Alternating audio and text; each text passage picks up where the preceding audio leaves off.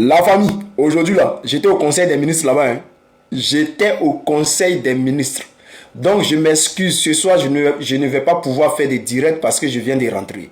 Alors chers frères, chers camarades, prenez vos tabourets, nous allons décoller. Je vais vous expliquer ce qui s'est passé exactement au conseil des ministres.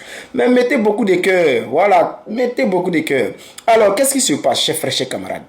La photo que vous voyez, c'est bel et bien moi, j'étais au conseil des ministres. Mais je sais qu'il y a certains Ivoiriens qui vont dire, oh, mais ça là, c'est pas vrai, photo là ne signifie rien. Parce que quand on montre, par exemple, une photo de Draman, qui est au conseil des ministres, oh, c'est vrai, aujourd'hui là c'est fini, il est sorti dans le dos, il a fermé votre bouche. Quand on montre une photo où il ne pouvait même pas être au conseil des ministres, oh, ça là c'est IA, mais Draman était là. Et puis on a vu vidéo, donc vidéo là a fermé votre bouche.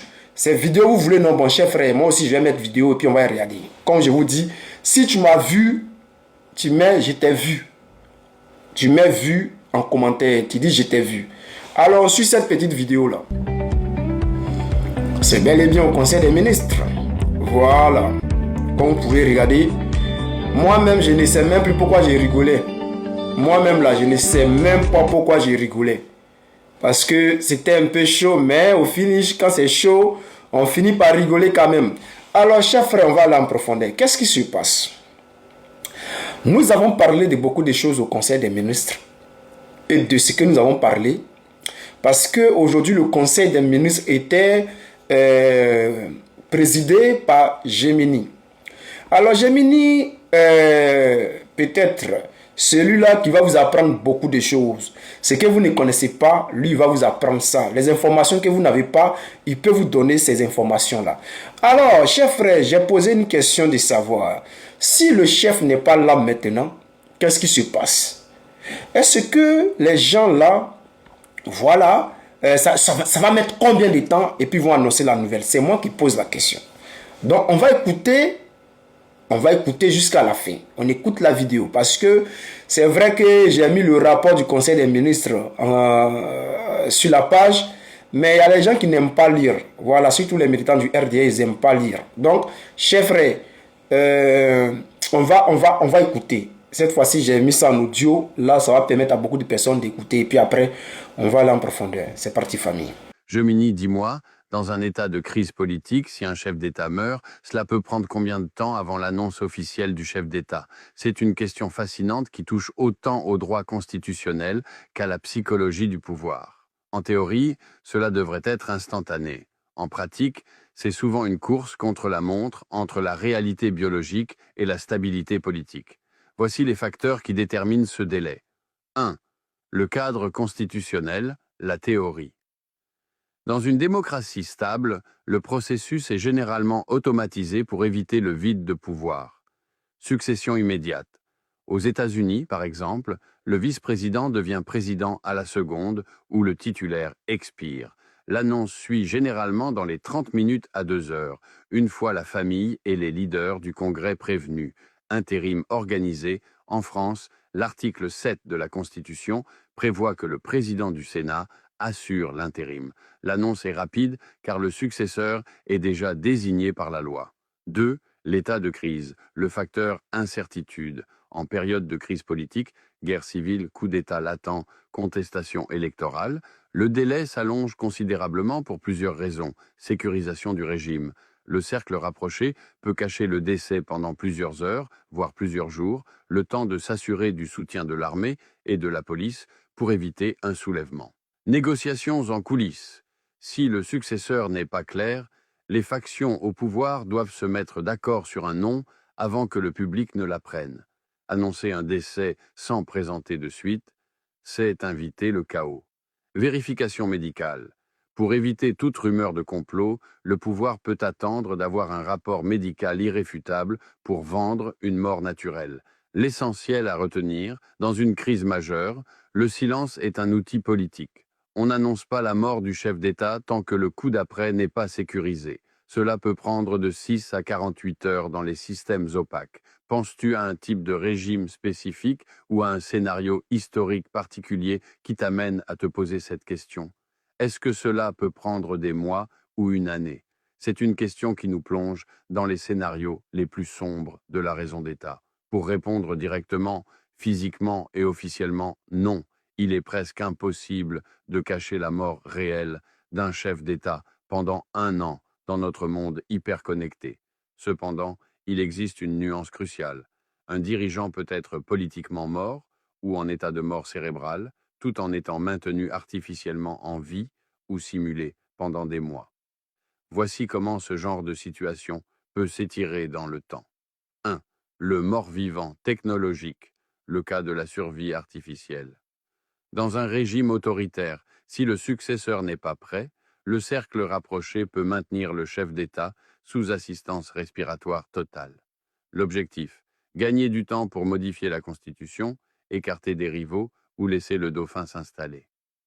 Le procédé, on publie de vieux communiqués, on diffuse des photos retouchées ou des vidéos filmées de loin.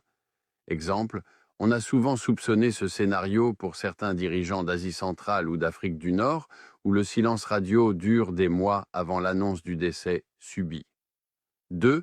La fiction du chef en convalescence, c'est le scénario le plus courant pour faire durer le secret pendant des mois. Le dirigeant est officiellement soigné à l'étranger ou en repos strict. L'Algérie, Abdelaziz Bouteflika, bien qu'il ne soit pas mort, il est resté quasiment invisible et incapable de s'exprimer pendant des années, de 2013 à 2019. Le pays était dirigé par l'entourage au nom d'une signature que le président ne pouvait parfois plus apposer lui-même. Le Nigeria, Umaru Yar'Adua. En 2009-2010, il a disparu pendant des mois pour des soins en Arabie Saoudite. Le pays était dans un vide juridique total, certains affirmant qu'il était déjà mort, alors que son entourage jurait qu'il allait bien. 3. Pourquoi un an est-il la limite absolue? Maintenir le secret pendant une année entière est extrêmement difficile pour 3 raisons. Les services de renseignement étrangers, les agences comme la CIA ou le Mossad, surveillant les mouvements des médecins spécialisés, les communications cryptées et même la gestion des déchets des palais présidentiels. Ils finissent par fuiter l'information pour déstabiliser le régime. Les obligations constitutionnelles, budget de l'État, nomination de généraux, sommets internationaux. À un moment donné, l'absence de signature ou de présence physique bloque la machine administrative. La biologie, même avec les meilleurs soins, un corps dont les fonctions vitales ont lâché, finit par se dégrader et les fuites au sein du personnel médical deviennent inévitables. Résumé des durées probables en cas de dissimulation, crise de succession intense, 3 à 15 jours. Transition verrouillée par un clan, 1 à 3 mois. Maintien d'un fantôme au pouvoir, incapacité totale. Plusieurs années, mais le secret de la mort physique, lui, dépasse rarement quelques semaines. Alors, chers frères, on dit bien que Draman est dans l'incapacité de gouverner. Et il y a des gens, lorsqu'on parle de ça, quand les gens montrent une nouvelle photo de Draman Ouattara, tout le monde tombe en transe. Tout le monde applaudit. Oh, Draman est sorti dans le dos. Draman est sorti dans le dos. Vous voyez, les gens qui disent que ce que nous faisons n'impacte pas la vie politique de Côte d'Ivoire, n'impacte pas aujourd'hui la politique en Côte d'Ivoire, et on peut dire tout ce qui se passe en Côte d'Ivoire. Tout ce que nous faisons aujourd'hui, les gens disent que non, ça n'impacte pas la vie politique en Côte d'Ivoire, et que Draman se porte bien. Draman, ouais, ça va. Mais je vois des journalistes qui rentrent dans le jeu, et aucun n'est capable de demander même que cette histoire sur la santé de Draman soit éclairée. Personne n'ose.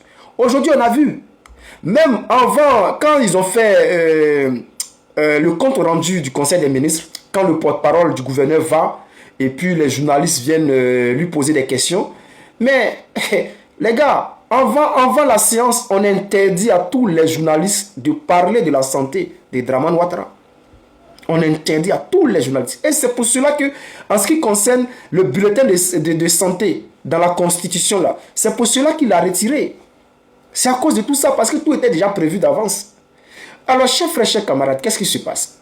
Lorsque les gens voient aujourd'hui une photo, tout le monde tombe en transe, tout le monde... Bon, ces militants tombent en transe, ces militants sont contents. Vous n'avez pas dit qu'il est malade, vous n'avez pas dit qu'il a déjà, vous n'avez pas dit comme ci, comme ça.